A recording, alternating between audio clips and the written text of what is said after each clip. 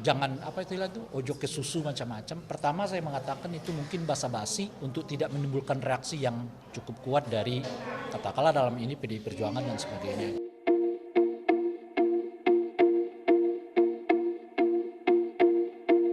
Yang kedua saya sampaikan ojo ke susu.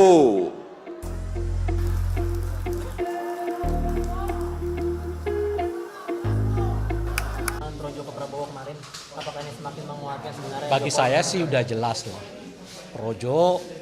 Pak Jokowi selama ini menggunakan projo untuk memperlihatkan sikap politiknya. Dengan projo mendatangi Pak Prabowo dan menyatakan dukungan, ya itu artinya Pak Jokowi ada di situ.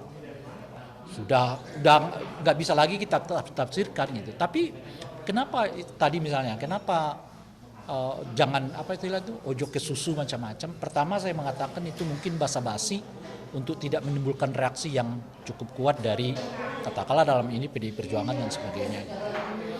Nah yang kedua boleh jadi untuk menekan kemungkinan itu yang saya sebutkan tadi blok politik baru. Nah blok politik baru itu tadi kan PDI macam-macam dan seterusnya itu. Jadi Pak Jokowi jaga juga terus. Jangan sampai PDI merasa ditinggalkan macam-macam dan terus. Tapi jejaringnya jalan terus kan. Kan Anda lihat dulu satu hari ketika Pak Jokowi di Rakernas PDI Perjuangan tuh kan, kalau sudah dilantik langsung kerja. Kemudian calon presiden kita. Gitu. Tapi malamnya samawi ke Pak Prabowo. Apa yang bisa dibaca dari ini gitu? Jadi di satu tempat dia seolah-olah ikut dengan Ganjar, tapi jejaringnya malah jalan ke Prabowo kan satu-satu kan, yang dimulai oleh Samawi itu apa? Ulama pendukung Jokowi lah dan sebagainya. Dan terakhir itu adalah projo. Menurut saya udah selesai lah. Pak Jokowi berada di Pak Jokowi bersama dengan Pak Prabowo gitu. Nah itu yang saya sebut tadi. Pertanyaannya sekarang apa reaksi politik PDI terkait itu? Itu yang saya sebut lima skenario itu kan. Mulai dari menonaktifkan Kaisang, mempasifkan keanggotaan Pak Jokowi, lalu mengevaluasi keberadaan menteri mereka dan membentuk blok politik baru gitu. Nah itu menurut saya.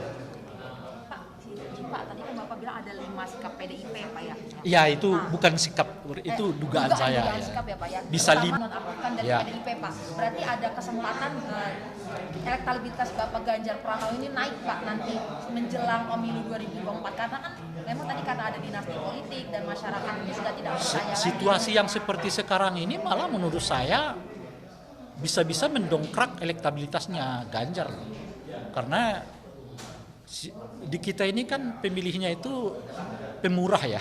Kalau orang-orang terlihat dilecehkan, di prank gitu, itu malah simpati publik menguat. Itu soal pandai-pandainya Ganjar dan PDI menurut saya gitu. Makanya saya menyebutkan tadi mereka nggak akan melakukan secara terbuka sekarang karena bisa negatif kepada mereka, tapi perlahan-lahan akan dilakukan gitu, sambil terus mengkapitalisasi situasi yang mereka seolah-olah diprank oleh Pak Jokowi itu gitu loh. Dan masuk ke dalam diri orang. Coba Anda bayangkan Pak Jokowi itu adalah satu-satunya orang yang diperjuangkan habis-habiskan oleh PDI lebih dari 30 tahun. 10 tahun, bukan lebih dari 30 tahun, 10 tahun di wali kota, 4 tahun gubernur, 10 tahun jadi gubernur. Jadi 23-24 tahun. Itu PDI membackup terus-menerus Pak Jokowi. Nggak cukup itu saja. Pak Jokowi, keluarga Pak Jokowi minta anaknya jadi wali kota, jadi ya kan. Keluarga Pak Jokowi minta menantunya jadi wali kota, jadi. Lalu tiba-tiba diperlakukan begini gitu loh. Tanpa salam, tanpa kalam, tinggal begitu aja. Oleh karena itulah mungkin kemarin itu deklarasi jangan ada dah. Terlalu ini gitu loh Pak, terlalu frontal gitu loh. Makanya jangan ada deklarasi gitu, tapi ini kawan jalan terus kan ke Pak Prabowo gitu kan. Karena itu terlalu frontal, terlalu seolah-olah. Itu tadi, setelah hampir 23 tahun mereka backup, bukan hanya Pak Jokowinya, anaknya iya, menantunya iya.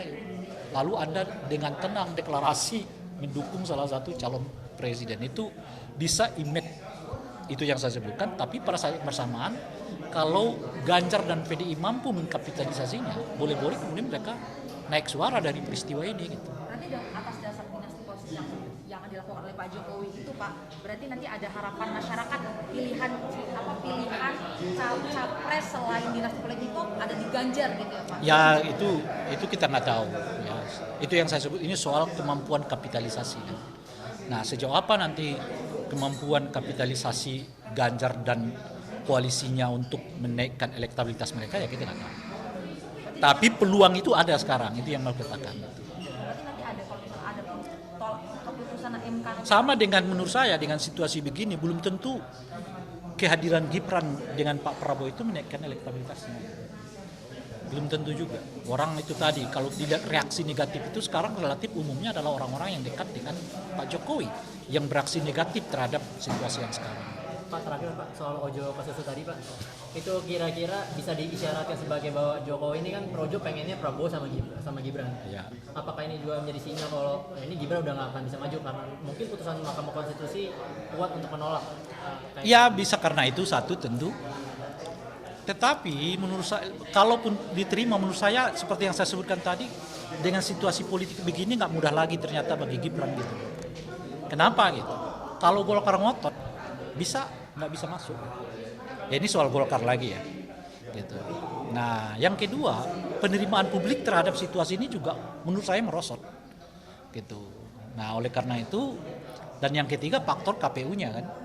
Kalau KPU ya merevisi ketentuan ini belum tentu diterima oleh Komisi 2 yang kemungkinan besar sesuai dengan yang saya sebutkan tadi itu ya 314 kursi itu kemungkinan besar menolak gitu. Jadi situasinya sekarang sudah nggak mudah bagi Gibran, nggak seperti yang mungkin dibayangkan sebelumnya gitu ya, kalau udah ketok langsung jadi gitu loh, nggak mudah. Ini salah satu kuncinya sekarang ada di Golkar, dia mau terima apa enggak gitu.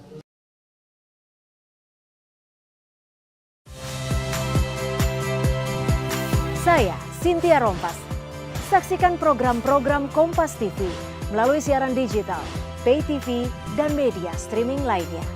Kompas TV, independen, terpercaya.